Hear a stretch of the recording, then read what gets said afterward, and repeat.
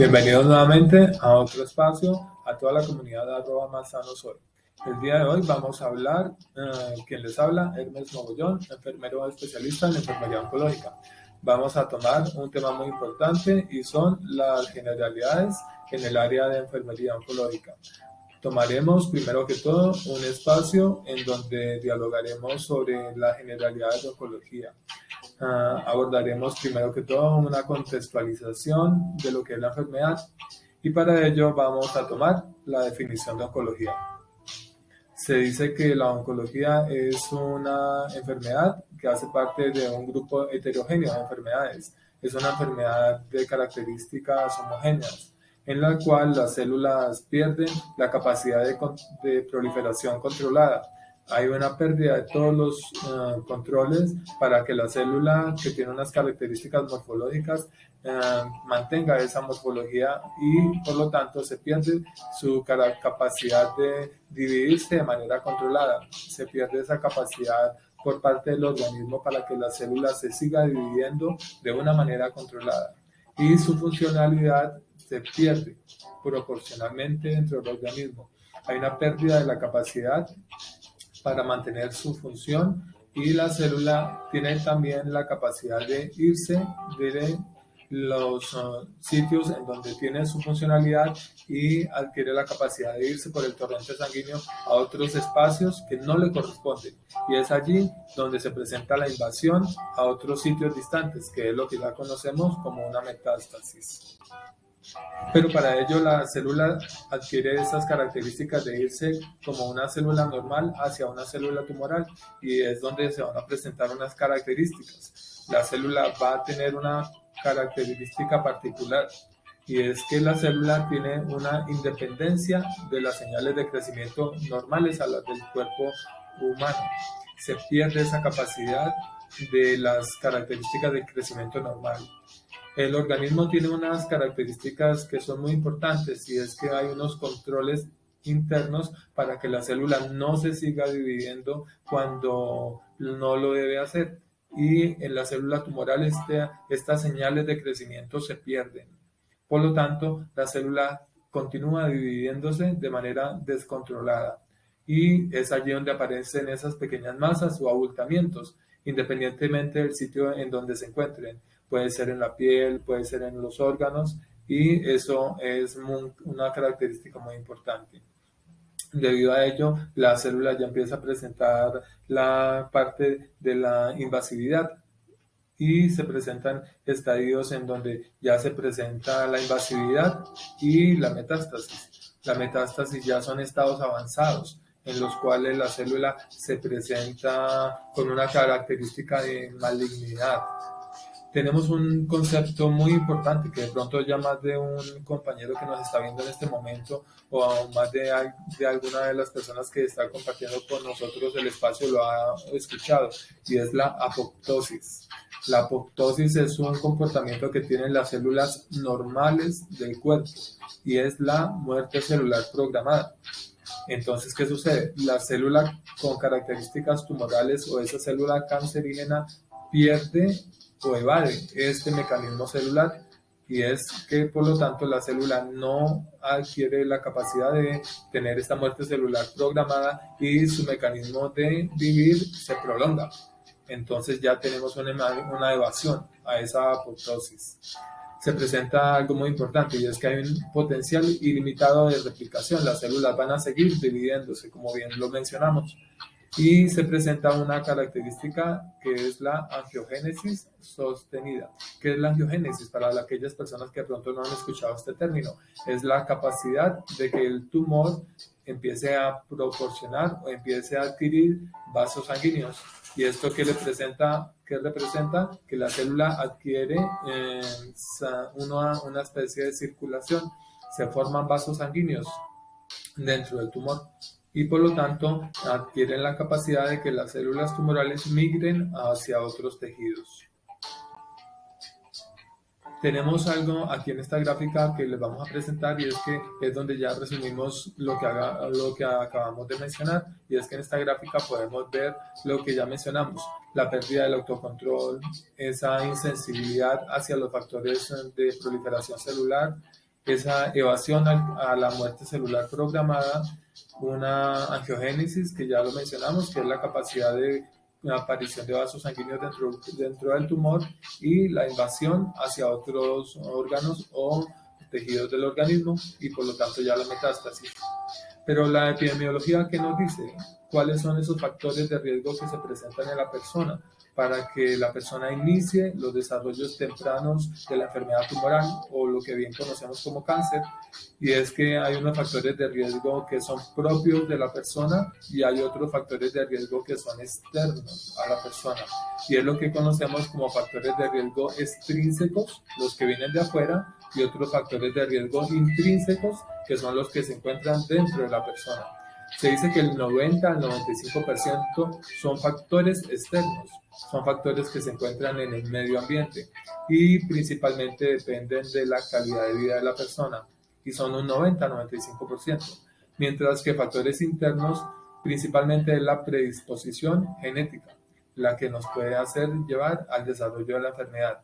Entonces podemos ver que un gran porcentaje de la enfermedad puede ser adquirida por los factores externos.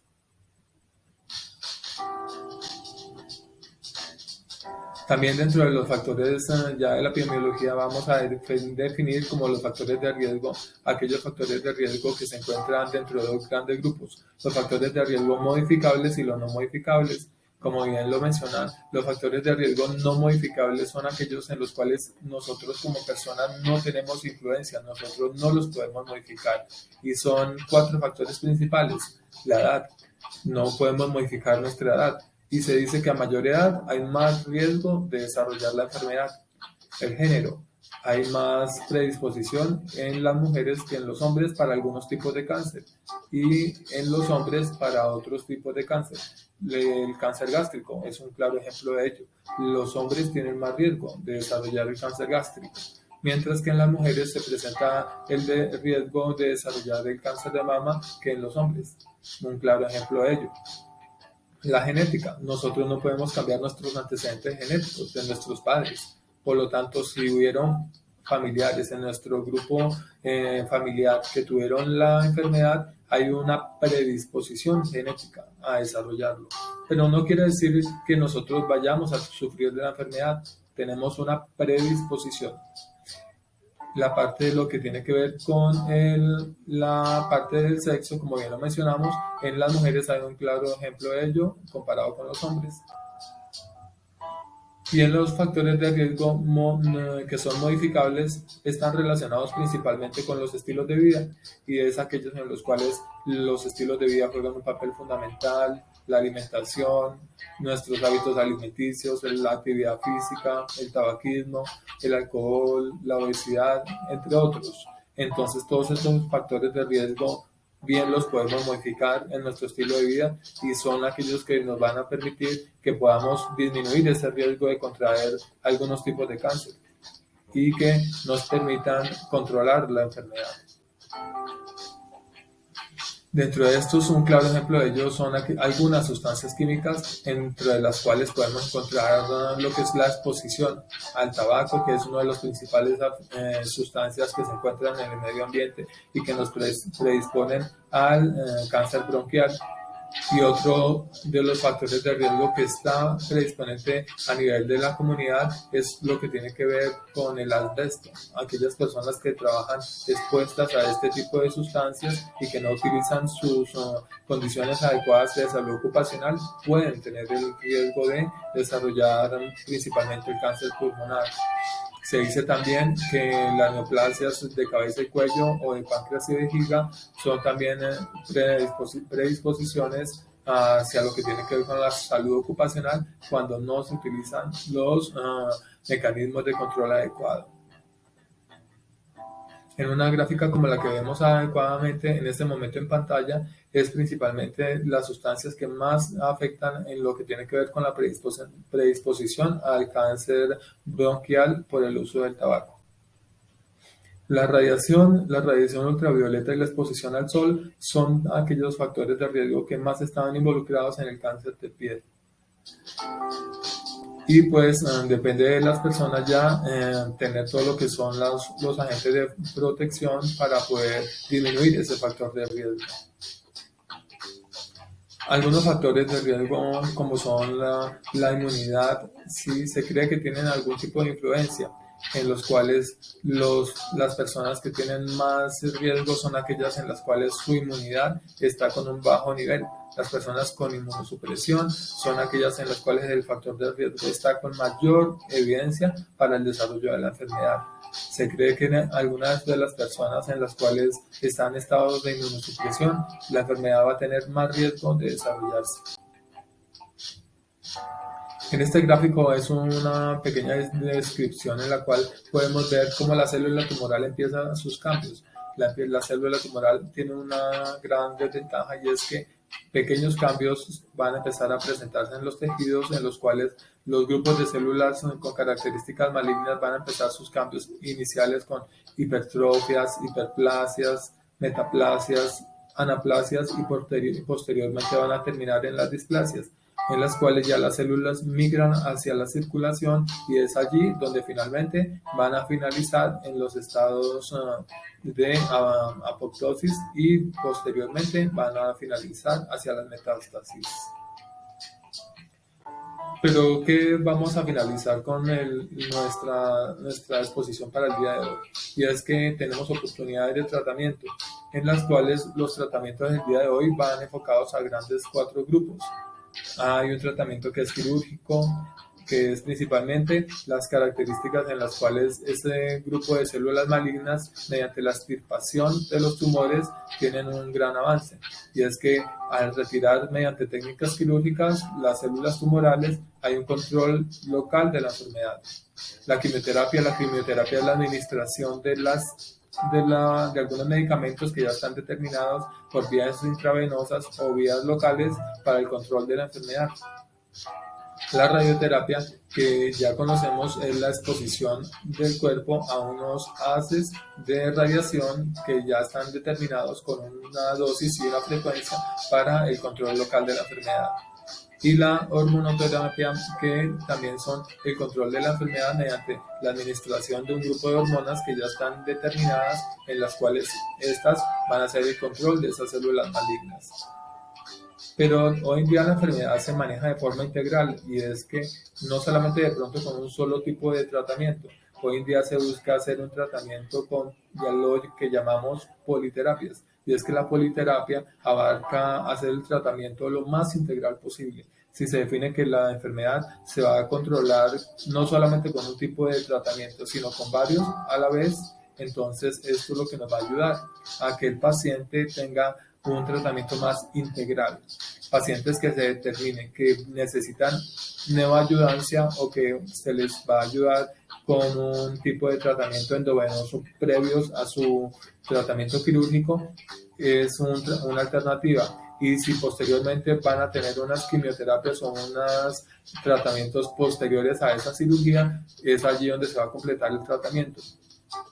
Pacientes en los cuales ya se define que están en estadios avanzados y que no hay una posibilidad de curación, son pacientes que ya van a entrar a una etapa paliativa y solamente se les va a hacer de pronto manejo con medicamentos orales, ¿sí? Como bien lo vemos en pantalla.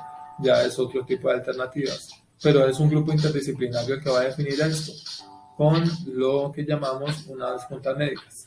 Sí.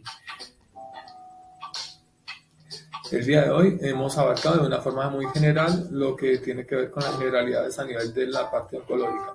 Es por eso que les damos agradecimientos, los invitamos a los canales que ven en pantalla, nuestras redes sociales, nos consiguen en Facebook como @masanosoy, en Instagram como @oncoassistant2022, en nuestro canal de video en YouTube @masanosoy. Y es por eso que los invitamos a que si les gustó el video, les den like a nuestro canal. Nos pueden encontrar en nuestras redes sociales, que nos escriban sobre cuál de los temas les interesaría que grabáramos nuestros siguientes videos, nuestras dudas, inquietudes, las dejen en los comentarios donde vamos a tener las respuestas y los invitamos a la próxima sesión. Muchas gracias.